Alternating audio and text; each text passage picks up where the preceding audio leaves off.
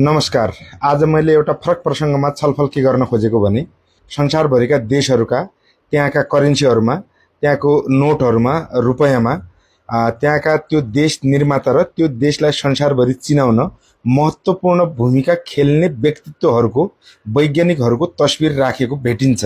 अमेरिकामा George वाशिङटनदेखि Benjamin फ्र्याङ्कलिनसम्मको तस्बिर राखिएको छ। चिनिया करेन्सीमा चाहिँ माओ जेडोङको राखिएको छ। रसियन करेन्सीमा पिटर द ग्रेटको राखिएको छ हैन। बङ्गलादेशमा शेख मुजिबुर रहमानको राखिएको छ। पाकिस्तानमा मोहम्मद अली जिन्नाको राखिएको छ। भारतीय नोटमा महात्मा गान्धीको राखिएको छ। फ्रान्समा त्यहाँको राजनीतिज्ञ र वैज्ञानिकको फोटो राखिएको छ त्यहाँका करेन्सीहरूमा।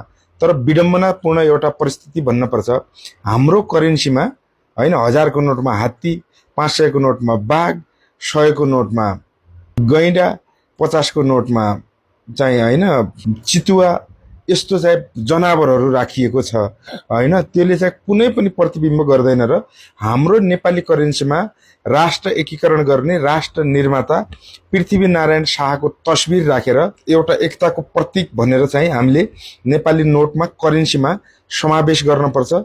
फादर अफ नेसनको हिसाबले या राष्ट्र निर्माताका हिसाबले, एउटा राष्ट्र निर्माण गरेको व्यक्तित्वको हिसाबले संसारभरि जसरी चाहिँ ती मान्छेहरू मूर्ख त छैनन् होला।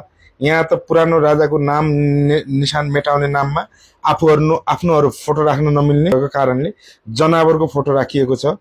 यो निर्णयलाई चाहिँ तत्काल चाहिँ सच्याएर अब यो कुन कुन विधि मार्फत हो नेपाली नोटमा पृथ्वीनारायण शाहको तस्बिर राख्नुपर्छ भन्ने विषय हो।